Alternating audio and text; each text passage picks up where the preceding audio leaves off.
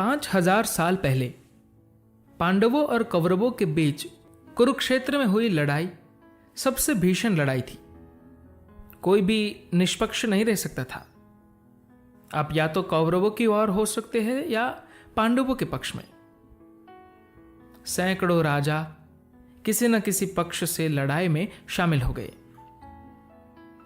लेकिन उडुपी के राजा ने निष्पक्ष रहने का फैसला किया। उन्होंने कृष्ण से बात की और कहा, लड़ने वालों को भोजन की जरूरत होती है, मैं इस युद्ध में खान पान का प्रबंध करूंगा। उडुपी के बहुत से लोग आज भी इस पेशे में हैं। कृष्ण बोले, ठीक है, किसी ना किसी को तो खाना बनाना और परोसना ही है, तो आप ये काम कर ले। कहा जाता है कि करीब 5 लाख सैनिक इस लड़ाई के लिए इकट्ठे हुए थे। लड़ाई 18 दिन चली और हर दिन हजारों लोग मर रहे थे। इसलिए उडुपी के राजा को उतना कम भोजन पकाना पड़ता था ताकि भोजन बर्बाद न हो। किसी भी तरह भोजन का प्रबंध किया ही जाना था। 5 लाख लोगों के लिए भोजन पकाते रहने से काम नहीं चलता, या अगर वह कम भोजन पकाते तो सैनिक भूखे रह जाते। लेकिन उडुपी के राजा ने भोजन का प्रबंधन बहुत अच्छी तरह किया। गजब की बात यह थी कि हर दिन भोजन सभी सैनिकों के लिए पर्याप्त हो जाता और भोजन की कोई बर्बादी भी नहीं होती।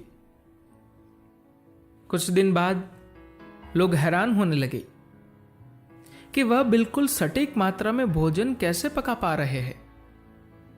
कोई नहीं बता सकता था कि किसी दिन कितने लोगों की मृत्यु हुई। इन चीजों का हिसाब लगाने तक अगले दिन की सुबह हो जाती और फिर से युद्ध का समय आ जाता। रसोइये के पास यह पता लगाने का कोई तरीका नहीं था कि हर दिन कितने हजार लोगों की मृत्यु हुई, लेकिन हर दिन वह ठीक उतना ही भोजन पकाता जो शेष बचे सैनिकों के लिए पर्याप्त होता। जब किसी ने उडुपी के राजा से पूछा कि आप ऐसा कैसे कर पाते हैं, तो उडुपी के राजा ने जवाब दिया, मैं हर रात कृष्ण के शिविर में जाता हूं। कृष्ण रात में उबली हुई मूंगफली खाना पसंद करते हैं, इसलिए मैं उन्हें छीलकर एक बर्तन में रख देता हूं।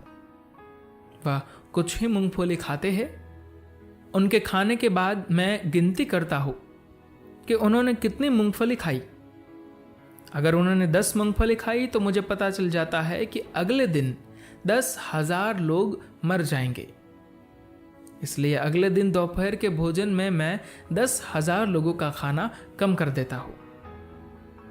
हर दिन मैं इन मूंगफलियों को गिनकर उसी के मुताबिक खाना पकाता हूं और खाना सभी सैनिकों के लिए काफी होता है।